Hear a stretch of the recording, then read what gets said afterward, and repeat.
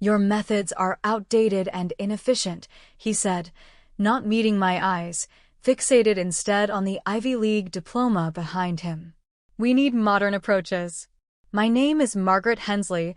I'm 61 years old, and until 10 minutes ago, I was the senior systems administrator at Riverbend General Hospital in Lexington, Kentucky. For 15 years, I kept the digital backbone of a 280-bed hospital alive and breathing. Now I was out. Just like that. Dismissed in a sterile, 20-minute meeting. Across from me sat Jordan McCall, 39 years old, MBA in hand and no background in healthcare. He was only 4 months into his role as our new executive director and already swinging the axe like he was pruning a garden. Standing by the window was his tech consultant, Cody, no older than 30, already scrolling on his phone, probably updating his LinkedIn to reflect his role in lead system restructuring. "The consulting team will oversee the transition to a cloud-first infrastructure," Jordan continued. "Here's your severance package, 2 months' salary, and a standard non-disclosure agreement." I nodded silently, my fingers brushing against the hospital ID badge, still clipped to my collar. 15 years, and not once had a system under my watch gone down.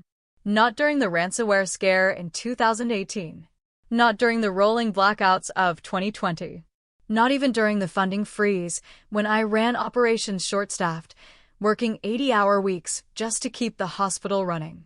Jordan slid a manila folder across the desk. "Security will escort you to collect your belongings. We'll need your credentials and access keycards." I unclipped my badge and placed it beside the folder. "The master passwords are in the secure drive," I said. "All properly documented." For the first time in the meeting, Jordan smiled. "I appreciate you being reasonable, Margaret. Change is hard, but necessary." I looked toward Cody, who was already stepping forward, eyeing my now vacant desk. He'd never asked a single question about our infrastructure during his 3-week evaluation. "Is there anything else?" Jordan asked. I thought about the custom security patches I'd written. The bridge I'd coded between our legacy pharmacy module and the patient records.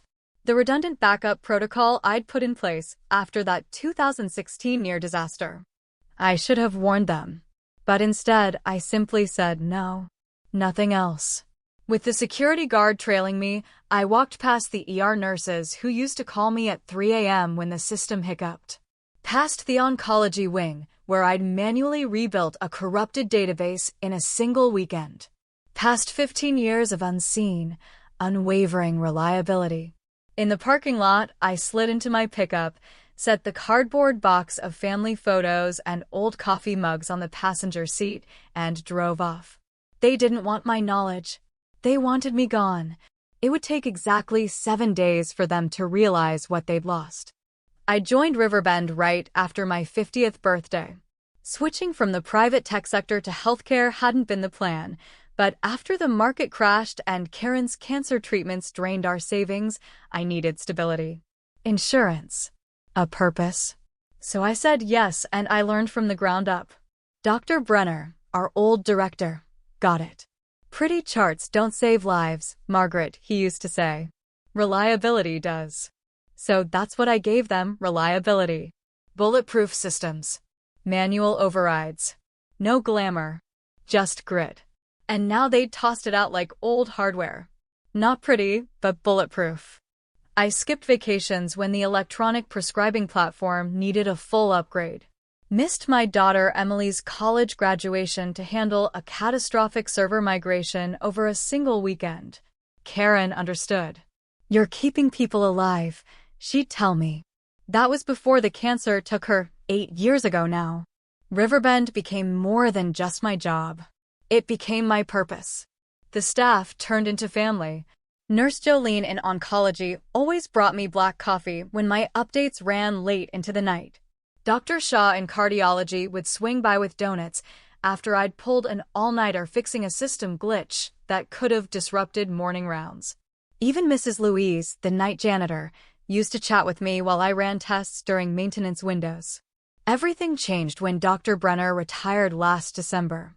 The board brought in Jordan McCall, a transplant from some elite hospital network out of New York. His first act? An efficiency audit. That's when I noticed the cracks. Jordan never once came to an IT strategy meeting. Never asked about our architecture or system load balancing. He just sat there during monthly briefings, nodding with half-closed eyes and glancing at his watch. Then came Cody and his consulting team, all in identical polo shirts and identical buzzwords. Digital transformation. Cloud-first infrastructure. Streamlined modernization. I tried to explain that our patient records system interfaced with 17 platforms, some commercial, others homegrown. We'd built custom bridges for compliance, for patient safety, for continuity. We've handled dozens of hospital migrations. Cody interrupted me, waving a dismissive hand. It's all standard stuff. But it wasn't. The warning signs were everywhere. System diagrams went up on conference room walls, but entire subsystems were missing. Critical links between pharmacy, scheduling, and labs were skipped over. Emails I sent about encryption protocols got polite, "thank you" replies, followed by silence. One Friday afternoon, I came in to find two men measuring my office. "Just prepping for some renovations," one of them muttered without making eye contact. That night, I updated my resume for the first time in a decade. Somewhere deep down, I knew what was coming. But part of me still couldn't believe it. That they'd let go of the only person who actually knew how every piece of the system fit together. That they'd willingly erase a decade and a half of institutional memory. They didn't just want new tech. They wanted a new story, one that didn't include the old woman who kept reminding them of the risks.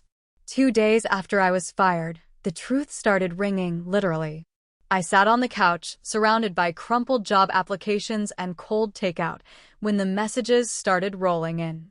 "What's the backup protocol for the surgical scheduler?" texted Alan from IT. "Do you know where the pharmacy integration config is stored?" asked Denise, our database lead. I didn't reply. The severance agreement was clear: no contact, no support, no exceptions. But it wasn't guilt or defiance I felt. It was something colder. A realization that felt like steel in the pit of my stomach. They have no idea what they've done. The systems at Riverbend weren't plug and play. They were layered, interwoven, half-coated on caffeine and overtime. I'd kept them alive with patches and policies, duct tape and diligence. I'd documented everything. Hundreds of pages. Passwords. Contingency plans. Vendor quirks. All locked up in the secure drive. But documentation can't replace understanding. It can't replace me. My phone rang. Jordan's name flashed across the screen. I let it go to voicemail. "Margaret, we're running into issues with the pharmacy integration. Just one quick question. Call me back." I deleted the message, then poured myself another cup of coffee. 3 more calls came through that day. Each voicemail more urgent than the last. I deleted them all. That evening, my personal phone rang.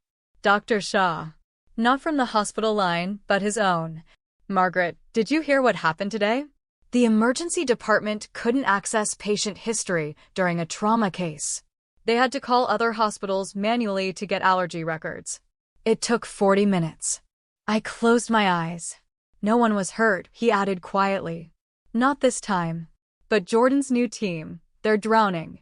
There's talk of rolling everything back to paper records, at least temporarily." There was no rush of satisfaction. No inner smirk of revenge. Just a quiet stillness. A cold, unmistakable clarity. For 15 years, I'd worked in the shadows. When things ran well, I was invisible. No one noticed the hours, the skipped holidays, the stress-induced migraines. But they notice now when things stopped working. All that effort. All those nights ensuring prescriptions loaded correctly, that nurses could check vitals at a glance, that lab results routed to the right terminals. Lives were protected because the systems held. Now those systems were falling apart. "I'm sorry to hear that," I said carefully.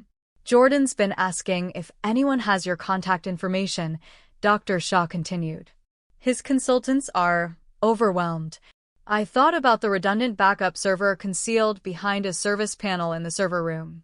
The fire-safe drawer in my old office still holding hard copies of emergency procedures. The authentication certificates that would begin expiring in exactly 12 days unless someone renewed them manually. I wish them luck, I said. After the call, I walked to my desk, pulled open the drawer I hadn't touched in months. There it was, Jennifer Walsh's business card.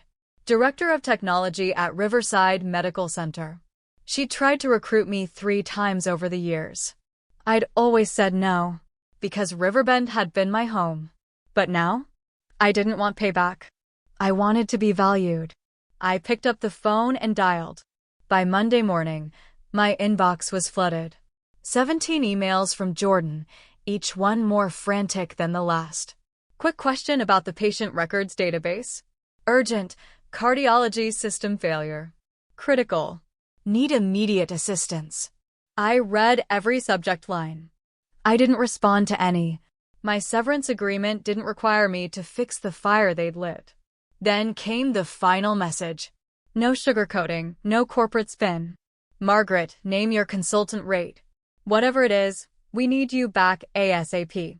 I was halfway through drafting a polite, professional decline when the doorbell rang.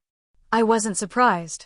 Standing on my porch, tie crooked and eyes rimmed red, was Jordan McCall. Margaret, he said, attempting a smile. Thanks for seeing me. Can we talk? I stepped aside and gestured to the kitchen. Coffee? He nodded. He held the mug with both hands, voice low. We've hit some unexpected complications. Cody's team is working nonstop, but the architecture you built, some of it is proving hard to navigate. I sipped my coffee. Everything's documented. Yes, I've seen the files, he said quickly, leaning in. But the customizations, the interconnections, they're quite complex. Translation. They had no idea what they were doing. He continued, yesterday, oncology couldn't access treatment protocols for 6 hours. The day before that, billing and insurance verification crashed. We're facing serious compliance issues. Real patient safety concerns. I took another sip. Sounds like the modernization's going well. His face tightened. I'm prepared to offer you a 6-month contract, he said, steadying his voice. Double your previous salary. Help us stabilize things. I leaned back slightly, and I smiled. Just a little. We need you to help with the transition. The offer was almost laughable. After dismissing me like a liability, he now expected me to return and train my replacements. I'm afraid I've already accepted another position, I said. Jordan's coffee mug stopped halfway to his lips. Another where? Riverside Medical Center, I replied evenly. His eyebrows shot up. Riverside? But they're our direct competitor. Yes, I said. Jordan set his mug down a little too hard. Margaret, be reasonable. You built these systems. You understand them better than anyone. We're talking about patient care here. That stung. Because it was meant to.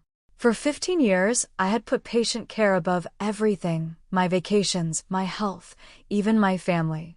I missed birthdays, skipped funerals, worked through holidays, all to keep the systems running, to make sure doctors had what they needed to save lives. I agree, I said calmly. Patient care is paramount. That's why I advised against rushing a system migration without proper transition planning. You'll find that warning in my documentation. Jordan's face flushed, a mix of embarrassment and frustration. The board wanted immediate action. Modernization is necessary for our long-term success. I start at Riverside next Monday, I said, cutting him off. I wish you and your team the best of luck. He stood up, desperation morphing into hostility. Your severance package includes a non-compete clause. You can't work for a competitor for 6 months. I smiled for the first time that day. Actually, it doesn't. I had my lawyer review the agreement before I signed it. There's a non-disclosure clause, yes, but no non-compete. I'm free to work wherever I choose. Jordan's expression soured.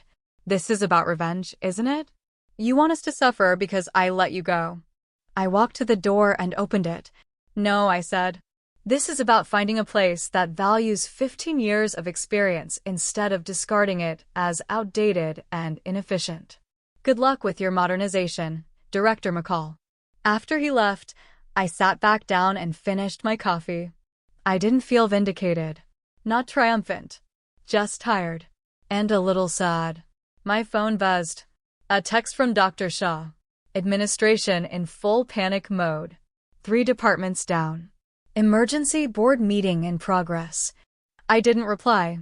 But I saved the message not as a trophy, but as a reminder of what happens when experience is treated as expendable.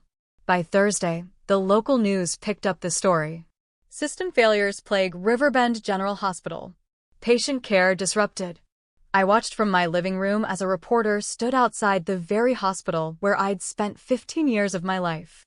According to unnamed staff sources, several departments had experienced major disruptions in services after a recent leadership shift and IT overhaul. Paper records had been reinstated as a temporary measure. Critical systems remained down. My phone rang. "Margaret, it's Jennifer Walsh from Riverside," she said. "Are you okay?" "I'm fine," I said. "Looking forward to Monday." "About that," Jennifer said, hesitating. "I just got a very interesting call from someone on Riverbend's board. Dr. Eleanor Hughes." I sat up straighter. "I remember her," I said. "Head of surgery. One of the few who actually understood what my department did." "She was calling to verify that you accepted our offer," Jennifer said. "And to share a few things about the current situation at Riverbend." "What things?" I asked. Jennifer's voice lowered. "Apparently, Director McCall didn't decide to replace you on a whim. He's been quietly working with a firm called Helix Solutions Group." The name hit me like a gut punch. Helix Solutions, an IT vendor notorious in the healthcare industry for taking over hospital systems with flashy promises of modernization, only to jack up costs once facilities became dependent on their proprietary platforms. And now it was all starting to make sense. Jordan brought in their consultants as part of a larger deal, Jennifer continued. Helix offered significant upfront savings to the board. If Riverbend converted to their platform, Jordan would qualify for a performance bonus tied to cost reductions. The pieces clicked into place. My jaw tightened. "My firing wasn't about modernization," I said slowly. "It was about clearing the path for a corporate takeover of our systems." Jennifer's voice softened. The board didn't fully understand the technical implications. They trusted Jordan's pitch that the transition would be seamless. I leaned back in my chair, heart heavy. I thought about the specialized systems I'd spent years crafting, platforms designed to prioritize patient care, not just administrative efficiency. These weren't off-the-shelf solutions. They were built for the nurses juggling 4 terminals, for the doctors needing instant access to EKG records, for the overnight techs trying to stabilize patients during storm-related blackouts. "How bad is it really?" I asked. Jennifer paused. Dr. Hughes said emergency patients have already been diverted to neighboring hospitals. Critical care units are running entirely on manual protocols. And the State Compliance Office has launched an investigation. I closed my eyes. This wasn't what I wanted. I never wanted to see patients at risk or staff scrambling through chaos. I wanted to be respected, not proven right through failure. "There's more," Jennifer added. Dr. Hughes said that before Jordan introduced the Helix proposal, he circulated a technology assessment that every department head was pressured to sign off on. It claimed your systems were obsolete, non-compliant, and posed a high risk of failure. I felt the anger rise, breaking through the professional calm I'd maintained. "That's a lie," I said sharply. "We passed every compliance audit with flying colors. We logged 99.98% uptime last year." Those systems weren't just functional, they were industry-leading. "She knows that now," Jennifer replied. The board's realizing they were misled. After we hung up, I opened my laptop. Sure enough, there it was, an email from Dr. Eleanor Hughes, timestamped just over an hour ago. Subject: sincere apology and invitation. Margaret, I owe you an apology. The board approved Jordan's IT restructuring plan based on incomplete and misleading data. We've since reviewed the systems you maintained and discovered they actually exceeded industry benchmarks for reliability and security. It's clear now that Helix presented manipulated comparisons to push their agenda. The situation has become urgent enough that we've called an emergency board meeting tomorrow morning. I'd like to invite you to attend and share your perspective. There's no obligation, but many of us would value hearing directly from you. Regardless of your decision, I want you to know that several of us now recognize the disservice done to you and to the hospital. Sincerely, Eleanor Hughes, MD. I sat still for a long moment, letting the truth settle around me like dust after a demolition. This wasn't just about letting go of a loyal employee. It was about the deliberate dismantling of a functioning system, all for profit. That Friday, I arrived at Riverbend's boardroom 15 minutes early, just as I had for every important meeting over the past decade and a half. Several familiar faces were already seated. Dr. Hughes stood and greeted me with a firm handshake and a nod filled with quiet gratitude. "Thank you for coming, Margaret," she said. "I wasn't sure you would." "Neither was I replied truthfully. The room filled quickly. Department heads, senior physicians, longtime administrators, people I'd supported in silence for years. Jordan McCall walked in last, halting mid-step when he saw me already seated at the table. Cody, the Helix consultant, followed close behind, looking noticeably less confident than the day he'd evaluated my office. Dr. Hughes brought the room to order. "We're here to address the ongoing system failures," she began, "and to reassess our hospital's relationship with Helix Solutions." Then she turned to me. "Ms. Hensley has graciously agreed to provide her assessment of the situation." All eyes turned to me. For 15 years, I had worked quietly behind the scenes, solving problems before they reached the surface, keeping the hospital's heart beating without applause or acknowledgement. But now I stood at the center of the very room that once overlooked my presence. "The systems at Riverbend weren't just installed, they were crafted," I began. "Every customization, every integration, was built to address real issues faced by our medical teams. These systems aren't outdated. They're specialized, purpose-built to support our doctors, our nurses, and ultimately, our patients." I opened my laptop and connected it to the projector. The screen lit up with the documentation I had meticulously maintained for over a decade, hundreds of pages detailing Riverbend's digital architecture, infrastructure layouts, security protocols, disaster recovery plans, and contingency procedures.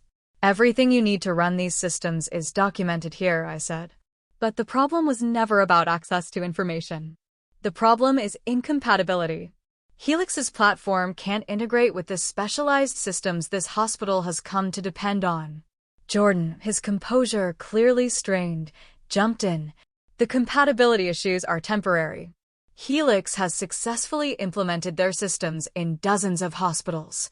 I nodded, unfazed, and clicked to the next slide. A side-by-side comparison filled the screen. "These are the hospitals where Helix has deployed their solution," I said. "Notice anything?" Dr. Shaw leaned forward. "They're all new builds. Brand new hospitals." "Exactly," I confirmed. "Helix works well when you build around it.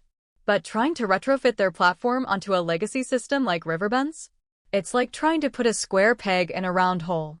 I turned to face Jordan directly. And Helix knew that. Their own technical documentation, highlighted here, shows clear incompatibilities with Riverbend's pharmacy and radiology subsystems. But those issues were never disclosed. Board members exchanged glances. Dr. Hughes turned to Jordan. "Did you know about these incompatibilities when you endorsed Helix?" Jordan hesitated, then tried to recover. "The assessment indicated any challenges would be manageable." I advanced to another slide. "You mean the assessment that you personally oversaw? The one where staff were instructed to highlight vulnerabilities and downplay system stability." I clicked again, displaying an internal email I'd received from a former colleague, a direct quote from Jordan instructing his department leads on how to present the data. The room fell silent. I didn't come here for revenge, I said, voice steady. But I did come for the truth. Riverbend can't function on Helix's system without sacrificing the workflows that make this hospital exceptional. Not without years of careful planning. Planning that was never done. Dr. Hughes looked around the room. I think we've heard enough to make a decision. Jordan stood abruptly. You can't be serious. You're going to abandon modernization because of the opinion of a disgruntled former employee. Dr. Shah shook his head. We've had to divert 67 emergency patients this week alone. 3 surgeries delayed. Medication errors are up 12%. Those aren't opinions, Jordan. Those are facts. 20 minutes later, the board voted. The Helix contract was terminated. An emergency plan was initiated to restore the legacy systems. As I packed up my laptop, Dr. Hughes approached me. The board has another proposal, Margaret, she said. If you're open to hearing it. I glanced toward Jordan, who stood by the door, silent, shoulders sunken. I'm listening, I said. 3 weeks later, I walked through Riverbend's front doors, a new ID badge clipped to my collar. Margaret Hensley, Chief Technology Officer. The road ahead wouldn't be easy. But this time, I wasn't coming back to fix someone else's mess. I was coming back to lead. The Helix team had left a mess behind them. Some of their rushed changes had corrupted key databases and compromised core workflows. But my new team, a blend of trusted former colleagues and bright new talent, worked tirelessly, sometimes through the night, to rebuild what had been dismantled. We restored interfaces, recovered critical data, and brought stability back to Riverbend. Jordan McCall was gone, pursuing new opportunities, according to the hospital's official statement. I hadn't asked for his removal, but I won't pretend I missed him. I stopped by the nurses' station in cardiology during morning rounds. Nurse Jolene spotted me and smiled wide. Systems are running smooth as silk again, she said. Patient records loading in under 2 seconds. Good to hear, I replied. Any other issues? She shook her head. Not since you came back. It's night and day. I nodded and continued down the corridor. As I turned toward the boardroom, Dr. Shah fell into step beside me. Heading to the quarterly review? He asked. I nodded. First one with me at the table instead of presenting slides from the corner. He grinned. About time. We entered the boardroom where hospital leadership was gathering. Dr. Hughes, now serving as interim director, greeted me with a confident nod. Ms. Hensley, we're eager to hear your department's report. I connected my laptop to the projector. The screen displayed a simple dashboard, clean, efficient, transparent. Performance metrics, uptime percentages, system integrity reports. Before and after comparisons, pre-Helix and post-restoration. Recovery is complete, I stated. All systems are operational.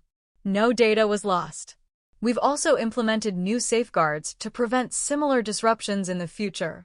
Dr. Hughes studied the slides, then motioned for me to continue. I advanced to the next part of the presentation, my 5-year technology roadmap. A carefully paced, strategic plan to modernize Riverbend's systems with zero compromise to patient care. Real modernization, I said, doesn't mean scrapping what works. It means evolving it, intelligently, responsibly, and with respect for the people it's meant to serve. The board listened closely. When the final slide faded to black, they voted unanimously to approve the plan. 6 months later, I sat on my back porch, coffee in hand, watching the sunset stretch across the Kentucky hills. My phone buzzed on the patio table beside me, a message from Jennifer Walsh at Riverside. Heard Riverbend just received the Regional Excellence in Healthcare Technology Award. Congratulations, almost colleague. I smiled and typed back, thanks. Sorry for the last-minute change of plans. No hard feelings. You were where you needed to be. She was right. I belonged at Riverbend, not in the same quiet, unrecognized role I'd filled for 15 years, but at the table. At the center. Where I could ensure that the systems we built didn't just function, they protected lives.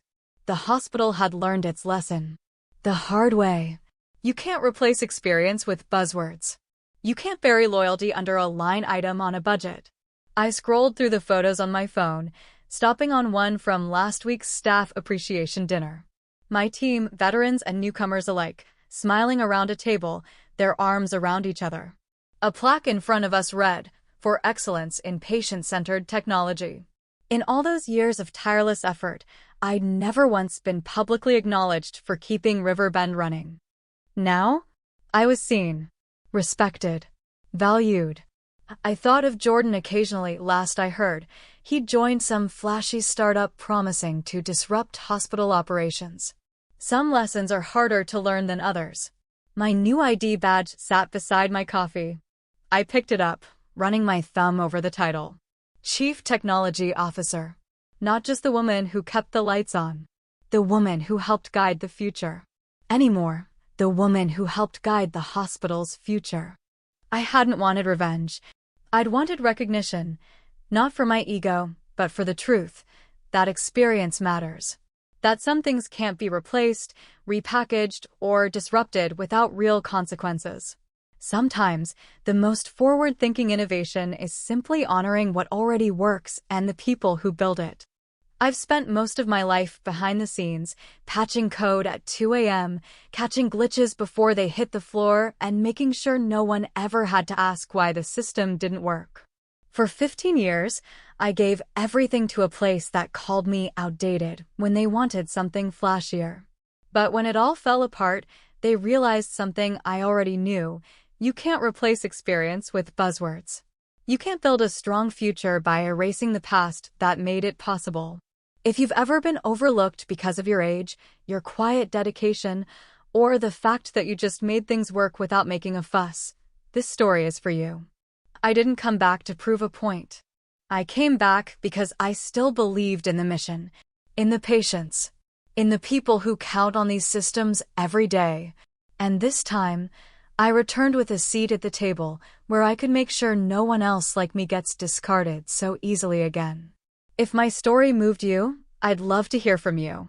Drop a comment below, share your own experiences. Have you been in my shoes? Have you seen your value questioned because someone wanted new over reliable? I read every message and I carry them with me. And if you take anything from my journey, let it be this. Don't let anyone tell you your time has passed. Your wisdom, your experience, your quiet consistency, they matter more now than ever. Stand tall. Speak up. And when they try to count you out, remind them that some foundations are too strong to shake. Support those who've built the path beneath your feet. Sometimes, the real innovation is simply respect.